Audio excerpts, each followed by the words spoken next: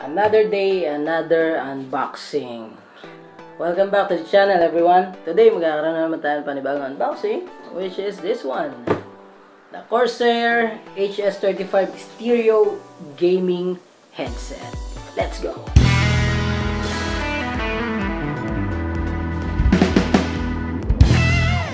So, bagong lahat, coffee.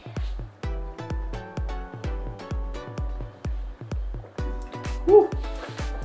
Sarap ng timpla ni Mrs. Shout out sa inyo sa lahat ng hilig magkape. Yan. So, bago tayo magsimula, nais ko lang magpasalamat kay Sander from the Sander's Playground. Yan yung gaming channel niya sa YouTube. Sa kanya itong HS35 na ito. Pinahiram niya sa atin para ipa-unbox. Please free to visit his channel. Gumagawa siya ng mga content na benchmarking sa mga new release games, pati na rin ang kanyang mga gameplays ng mga bagong mga games. Please visit his channel, support natin, subscribe to his channel, support natin yung mga Filipino content creators natin, no? Yan. So, let's go to the unboxing. So, this is the Corsair HS35 Stereo Gaming Headset. So, kung ikaw ay gamer, console gamer, PC gamer, or pati na phone o mobile gamer, pwedeng-pwede itong si HS3500 ng 35 ng Corsair. Hindi pala 3500, HS35 ng Corsair. Sabi dito, ayan pwede sa PlayStation 4 at 5 for sure, dahil ngayon meron ng PlayStation 5. PC, okay? PC gamer ka, pasok. Mobile. So, kung mobile gamer ka, walang problema. No? Tingnan natin sa side. Ayan. Sa baba. Baligtad yata. No, hindi. Ayan. Kabilang side. Never miss a beat. Mamaya susubukan natin yung tunog nito kung talagang will never miss a beat or will miss everything. Okay. Ayan, yung likod. Basahin natin muna yung likod. Sabi dito, comfortable mesh and memory foam ear cups. So, memory foam yung kanyang ear cups. Custom tuned 50mm audio drivers. Detachable noise cancelling microphone. So, maganda yung detachable, kasi minsan pagka ang headset mo ay yung nandun lang lagi yung microphone, tapos hindi siya detachable, parang pagka magmu-music ka lang or kahit na nagigame ka kung hindi mo naman ginagamit yung microphone, parang nakakaabala. Pero ito maganda dahil detachable. Sabi dito, at isa pa, on-ear volume and mute control. So makikita natin nandito yan sa ear cups nya. Ayan. So yun lang. Ayan yung specs sa likod. Paki-post nyo na lang kung gusto nyong makita ng mas matagal, mabasa ng lahat. Yan. Okay. Let's unbox this thing.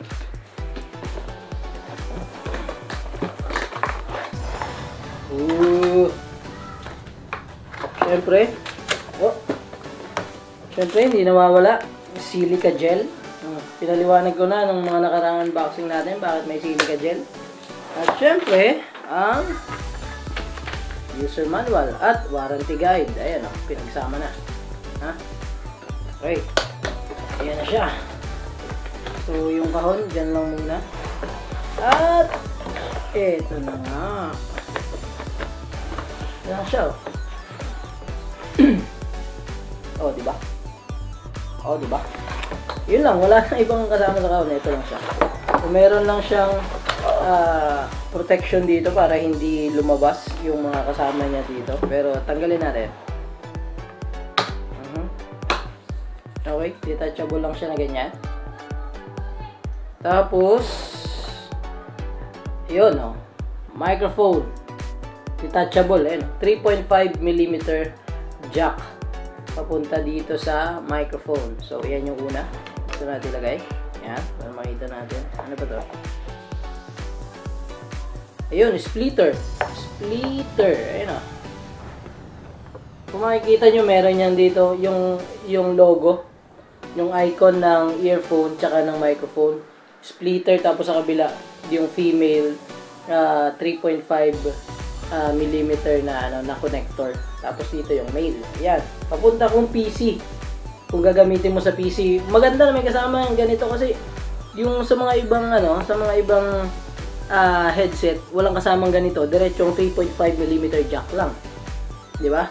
Bibili ka pa ng ganito para magamit mo siya sa PC kung gusto mong gamitin yung microphone. Pero ito, may kasama na. Wow, Corsair, ayos na ayos. Tapos wala na. So ito na, yung mismong unit na. So ito muna. Oh, ayan oh.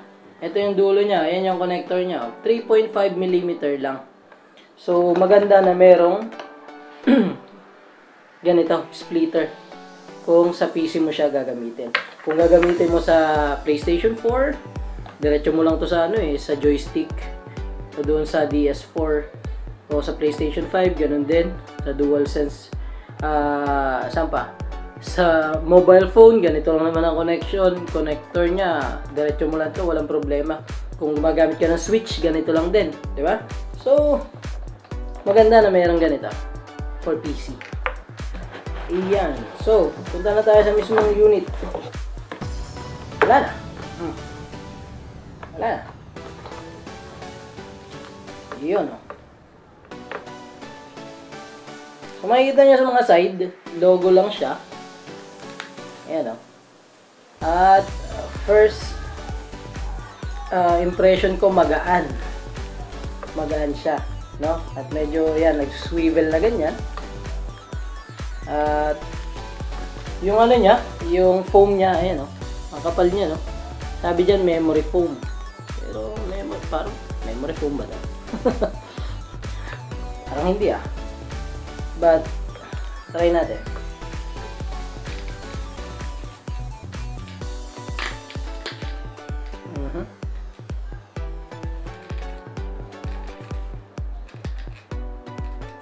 Maganda yung grip niya, no? Sa tabi ko muna yung ating box. Maganda yung grip niya sa medyo sumasabit sa aking pusod.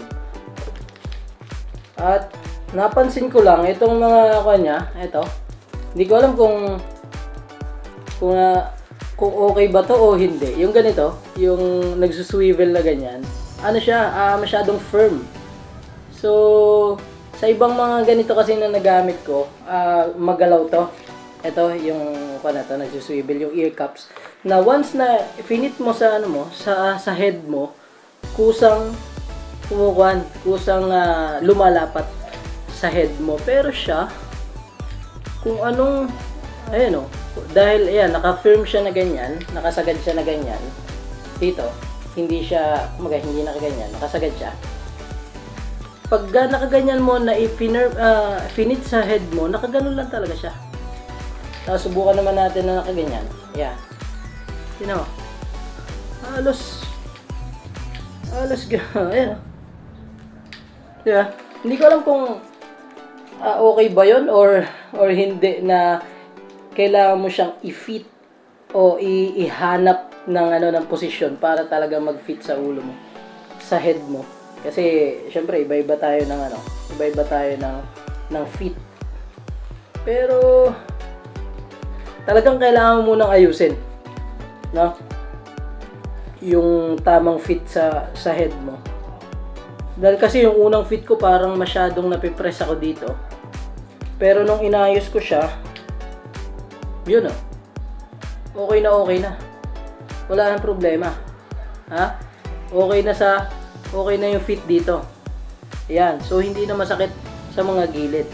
Yung una kasi parang pinupush ako dito. Pero kailangan mo palang i-fit na ganun.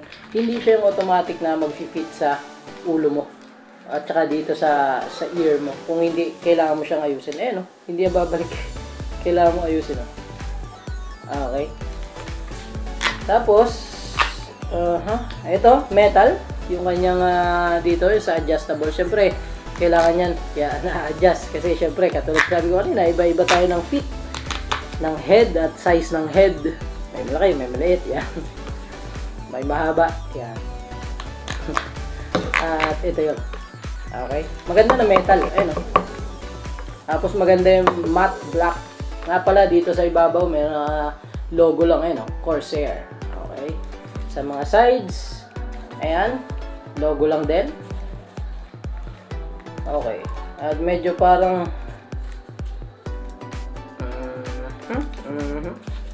well, sa ganitong presyo, siguro ganito talaga. Pero, subukan natin mamaya yung tunog. At dito na tayo sa buttons. Ayan, controls. Ayan. So, volume control. Makita nyo, plus minus. So, plus minus yan. Ito yung kanina, yung sinasabing in-ear. Ano sabi niya dito sa count? On-ear volume and mute control. So, ito. Ayan, kung nakikita nyo. Sana nakikita nyo yung logo. Ayan o, napipress yan. Kaya lang, ayan. Mute and unmute ng microphone. Ayun, isang magandang ginawa nila dito ng Corsair. Ito, makikita nyo yan, hindi yan button. Cover yan. Ayan o. Diyan mo ngayon i-fit yung microphone. Maganda na mayroong cover na ganito. Kasi, yung iba, butas lang yan eh. At, ito yung microphone. Kung makikita nyo, hindi lang siya bilog. Meron siyang notch. Ayan o. Ayan. Sana nakikita nyo na maayos. May notch yan na hindi mo yan maipapasok kung hindi siya tatama yung notch na yun dun sa eksaktong location niya. Yan. Ayan siya. Diba? So, tingnan natin ang pwesto. Oh, kahit saan mo ipwesto yung microphone, oh. Medyo ilayo mo sa'yo. Mas malayo talaga. Oh, ayan, sa baba mo. Okay na okay, sumusunod. May iba kasi ako nakakita ganito, nagamit na microphone na pagka binend mo pa ganyan sa'yo, makikita mo unti-unti lumalayo. Lumalayo ganyan. Ewan ko, natatakot yata sa'yo. I-bend mo na naman ganyan. Maya-maya, tumutuwid na naman. Pero ito hindi, oh. Di ba? Ayan. Parang pwede na pang call center agent to. Ayan. Mamaya susubukan natin itong microphone kung ano yung tunog niya ng walang filter o kahit na anumang effects na gagamitin. Okay? Ito nga pala yung testing ng microphone gamit itong Corsair HS35 stereo gaming headset. So, ito yung actual na microphone na ginagamit ko.